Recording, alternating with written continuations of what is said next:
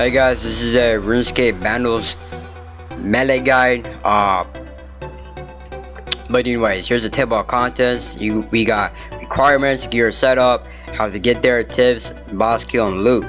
But anyways, here's the requirements. You are going to need to complete the following quests, which are 12 stronghold, death plateau, and you need 60 strength or 60 agility. A gear and setup section.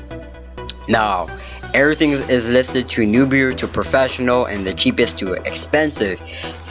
Alright, so that we got the inventory section. This is for how to set up your inventory for food and pots and the teleportation and things like that, you know. But anyways, we got one super defense, one super attack, one super strength. Now I recommend bringing flasks, not regular 4 doses of pots. 3 to 4 super restores or prayer pots depending how much money you got, but I recommend using 3 super restore pots. It boosts up your summoning points back up, including your prayer points, and it restores more, you know, of your prayer. And then I recommend using or getting one teleportation tab, which could be your house tab, it could be a rock tab. You're going to need sharks or rock tail or anything above that. But if you bring anything lower than sharks, for example monkfish or lobsters, it's not really recommended to go, and you're just gonna die too quickly, you know. And if you did not complete the Edgar's Ruse quest, you need to bring rock climbing boots to get there, and it's highly recommended to complete that quest, you know.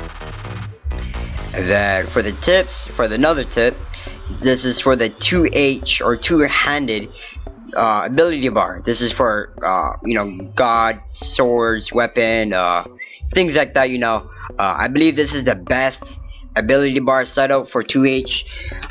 This is my setup. I'm not sure how your setup is, but in my opinion, I believe this is the best for two-handers.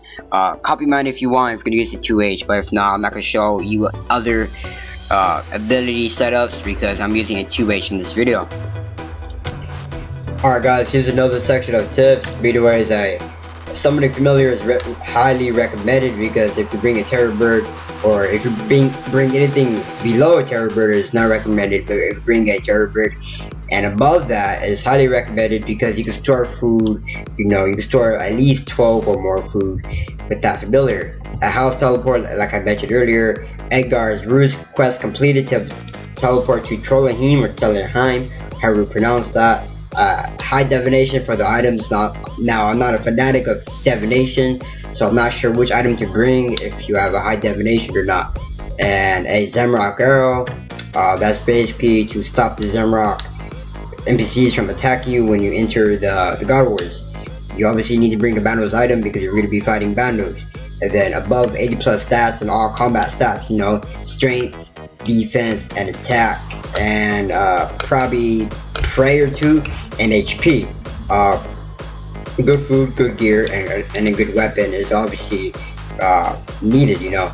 And then you got your curses, which is really highly recommended, but in this video I don't have curses, so you know, it's highly recommended, but then again it's not necessary, or you know, it's not required to have curses to go to God Wars. But anyways, so once you've got to Trollheim or Trollheim, or however you get to pronounce it, from teleporting to Edgar's Ruse, if you complete that quest or not. Edgar's Ruse, if you complete the quest, it gives you the ability to teleport to close by to God War's entrance, and it is highly recommended for you to complete that quest. And then note that the trolls uses range, so if you have a low defense or you have no good armor, protect from range. And then once you pass the rock, you'll see some wolves that hit pretty high, so protect from melee if you need to. Then once you're down at the God Wars, you want to go northwest until you find the bandos chamber, and then you want to enter it, and then you want to get 40 kill count. And it'll take a while depending on your skills and you know what kind of weapon you got. But try to not sip any pots, because those pots are going to be needed later on depending on how long you're going to stay at bandos. And you're not using any food, you use the HP regenerate ability to regenerate some HP. So once you got the 40 kill count, you want to enter the bandos boss chamber room, and then you want to pot up, pray up, and then you want to enter the room. And then protect from melee, obviously, if you want to start killing them. Here's another tip. Once you've got 50% of adrenaline, you want to use the ability called Debilitate. Debilitate will decrease any character or any NPC's defense, and it will reduce their damage to you for X amount of seconds, you know. So that is very useful, because if you use a high special on them, you'll be smacked more or be dealt with more damage than not using Debilitate, you know, if that makes any sense to you guys. So here's another tip too. Do not kill the minions first, because if you kill the minions first, they will instantly respawn back, which is a bad thing. So you want to kill the boss first, and then you want to kill the minions after, because I learned my lesson from a couple days ago that I was keep on killing the minions 2 or 3 times, and I figured out why they kept on coming back. That's because I didn't kill the boss first. So you need to kill the boss first to kill the minions, so they don't respawn back instantly, you know. Now, I didn't get anything big from bandos. I only got like a couple 100k. This is basically what I got. What you see in my inventory: a 2H, rune 2H, a dragon dagger, couple bones, and a snapdragon seed, which is about 100k or so. But anyways, guys, hopefully you like my guys. Subscribe to me, like, and comment below. Thanks for watching.